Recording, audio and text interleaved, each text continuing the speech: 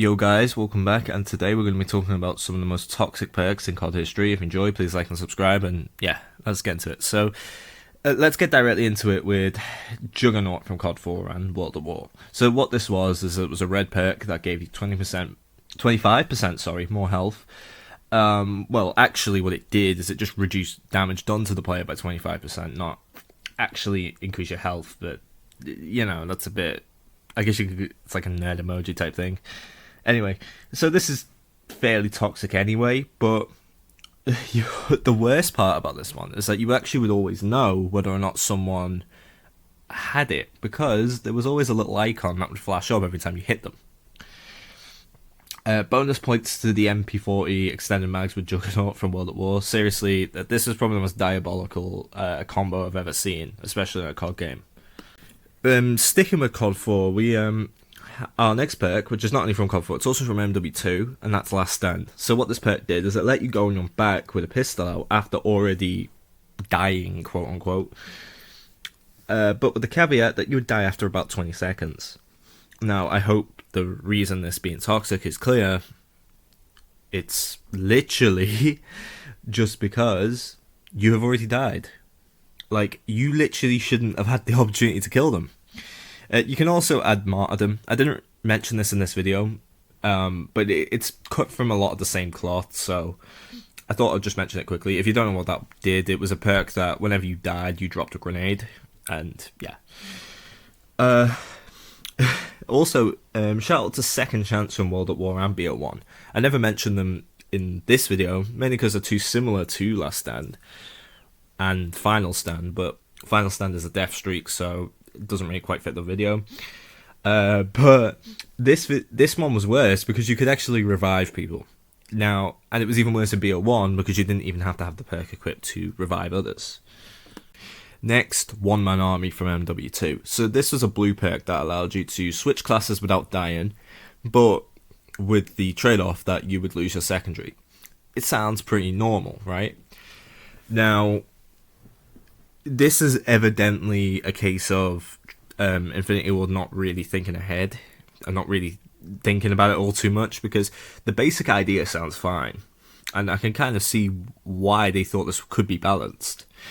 But the problem was underbarrel grenade launchers, or noob tubers, as people call them. This became very easy to abuse because it allowed you to have infinite shots. And yeah, needless to say, this is very easy to abuse. Bonus points if they use danger close to increase the likelihood of the kill with the noob tube, but danger close by itself isn't exactly overpowered per se.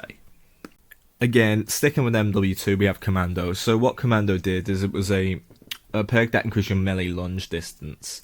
Now, when I say increased, I mean in the same way that the Burj Khalifa is big. It's a heavy understatement. So in an in-game sense, it increased it by a meter, which, yes, I understand that doesn't sound like a lot, but it kind of is, really, if you think about it. But the thing is that not only that, it was so fast that your character would basically teleport. And, yeah, you can kind of see where the problems with this start. Also, the Pro version got rid of fall damage, which means, like, if you got into a bad situation, you could literally just jump and just be fine and run away. Next, Ghost from BO1. So this was your standard Ghost perk, but on steroids. So it not only kept you off UAVs, it also worked when you weren't moving. The Pro version also prevented auto kill streaks and targeting you, except attack dogs. Except in the Wii version, weirdly, where this would actually prevent attack dogs from finding you, but not anything else. A bit weird. And also kept you from being targeted by the gunship. In fact, the only things it didn't actually counter were the motion sensor, the attack dogs, at least in the console version, and the Blackbird. A little bit of a shout out to Assassin from MW3. Basically the same thing, but arguably better in some ways, because it kept you off stuff like portable radars and even counter UAVs. So yeah, so there's a bit of a 2-for-1 for you. And finally for this video, Requisitions from COD World War II. So perks in COD World War II, or basic trainings as they were called, were very hit and miss, to say the least, especially before the overhaul. But this one was a menace. So basically what this did is that it would increase the amount of score you would need to get a kill streak. But with the caveat that it didn't reset upon death, and you could only use the kill streak once.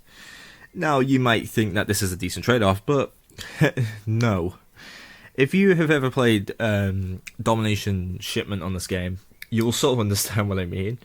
A lot of people, and I will admit I've done this a couple times when I'm just messing around, a lot of people spam Paratrooper, Bombing Run, and Ball Turret Gunner.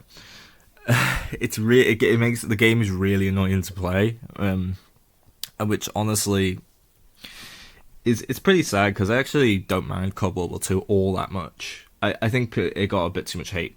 But anyway, if you've enjoyed this video, please like, subscribe, and comment down below what I should do next. And yeah, bye.